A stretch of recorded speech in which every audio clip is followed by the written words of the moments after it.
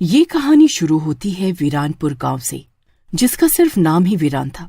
बाकी गांव में हर तरफ हरियाली और चहल पहल थी।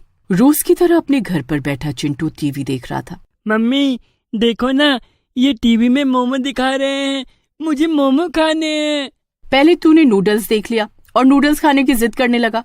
महेश भैया के यहाँ से नूडल्स खिला देती हूँ तो अब तुझे मोमो चाहिए। नहीं मिलेंगे मोमो, हर रोज एक नई फरमाइश। नहीं दोगी मोमो तो खाना नहीं खाऊंगा।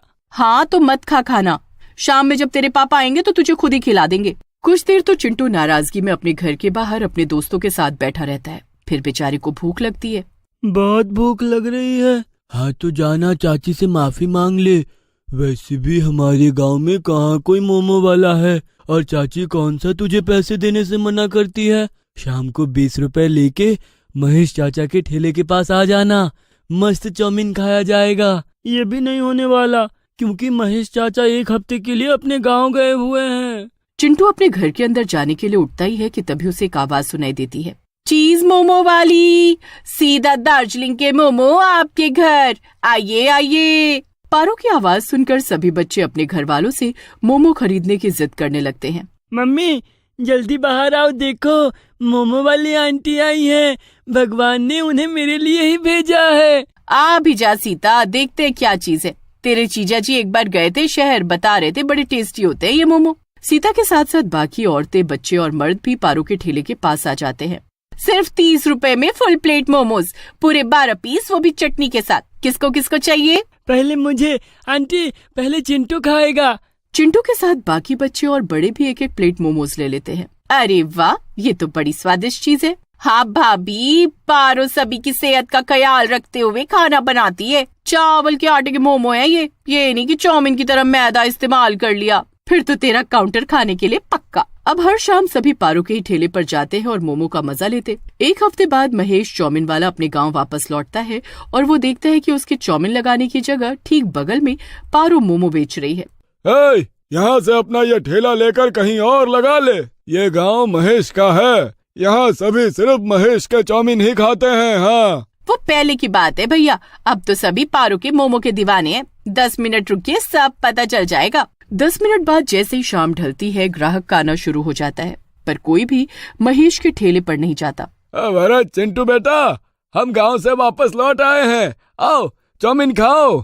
नहीं चाचा, अब हम तुम्हारा चाउमीन नहीं खाएंगे, हम तो पारो आंटी के मोमो खाते हैं।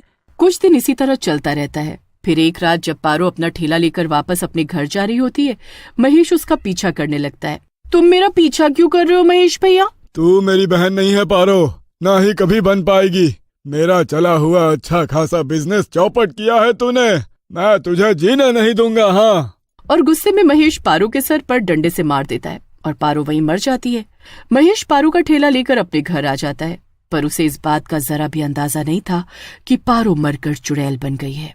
मैं चुड़ैल कैसे बन गई? मेरा ठेला कहाँ गया? अभी तो मुझे मोमो की बहुत बड़ी दुकान भी खोलनी थी। ओह, मेरा सपना टूट गया।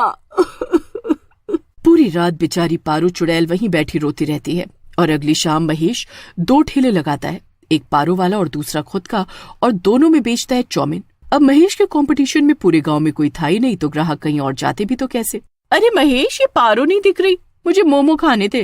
अरे अब वो कहाँ आएगी भाभी, उसे बड़ा काम मिल गया है ना, शहर चली गई है वो तो।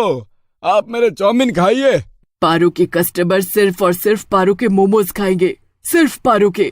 चाउमीन खाते खाते सुषमा अपने घर की ओर बढ़ ही रही होती है कि चुड़ैल उसके सामने आकर खड़ी हो जाती है।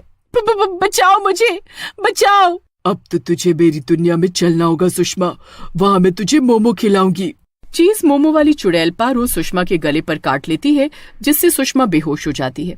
चुड़ैल सुषमा को अपने कंधे पर लाद कर जंगल की ओर ले जाती है। सुषमा के हाथ से चाउमीन की प्लेट वहीं जमीन पर गिर जाती है। कुछ देर बाद मोनू महेश के पास चाउमीन लेने पहुंचता। मोनू चाउमीन अपने घर लाकर टीवी देखता हुआ खा रहा होता है कि तभी उसे पंखे की तरफ से कुछ आवाजें सुनाई देती हैं। वो ऊपर देखता है तो क्या पाता है कि पंखे पर चुड़ैल पारो लटक रही है। तुम्हें तो मैं सिर्फ मोमो खिलाऊंगी मेरे प्यारे मोनू।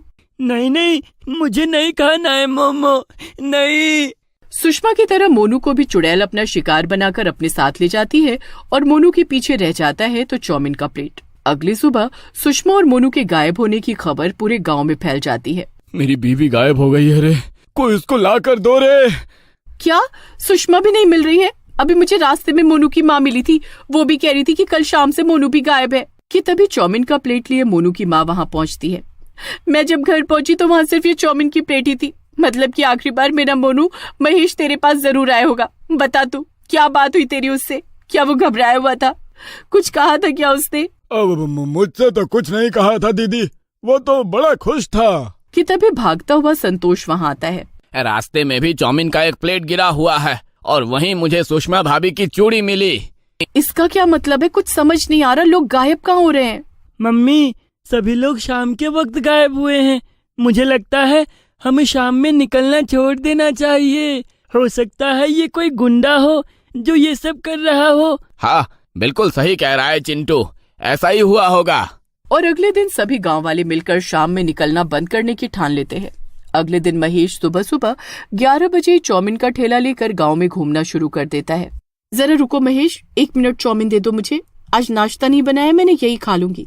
महेश सीता को 1 प्लेट चाउमीन देकर आगे चला जाता है। सीता जैसे ही 1 चम्मच चाउमीन अपने मुंह के पास लाती है, चुड़ैल उसके सामने आ जाती है और उसे अपने साथ ले जाती है।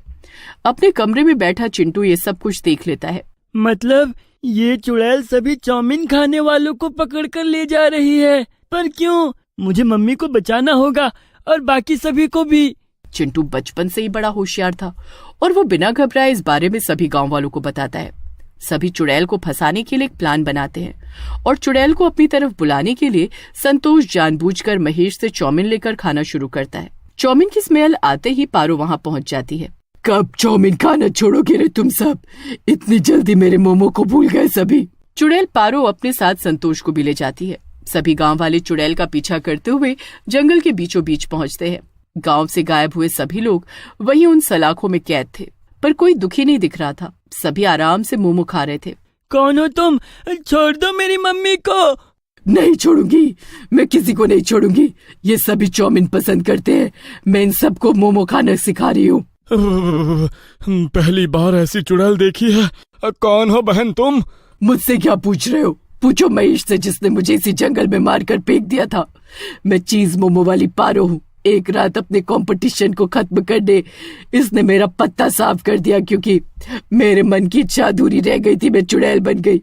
उस दिन मैंने सोचा कि जब भी ये धोखेबाज किसी को चाउमीन खिलाएगा मैं उसे गायब कर दूंगी, ताकि सबका इल्जाम महेश पर आ जाए और तुम सब उसे गांव से निकाल दो। पर ऐसा कुछ नहीं हुआ। लोगों को मोमो खिलाने से मुझे खुशी मिलती है, इसीलिए मैं सभी को यहाँ लाने लगी। हर रात मैं यहाँ मोमो का ठेला लगाती हूँ और इन सबको मोमो खिलाती हूँ। ये बिल्कुल ठीक कह रही है गांव वालों, ये बुरी चुड़ैल नहीं है। अरे आप लोग क्या इस चुड़ैल की बातों को मान रहे हैं? अरे इसकी चोटी पकड़ कर काटिए और फेंक दीजिए इसे गांव से बाहर। ये सुनते ही पारो चुड़ैल गुस्से से आग बबूला हो जाती है और महेश की छाती पर कूद जाती है।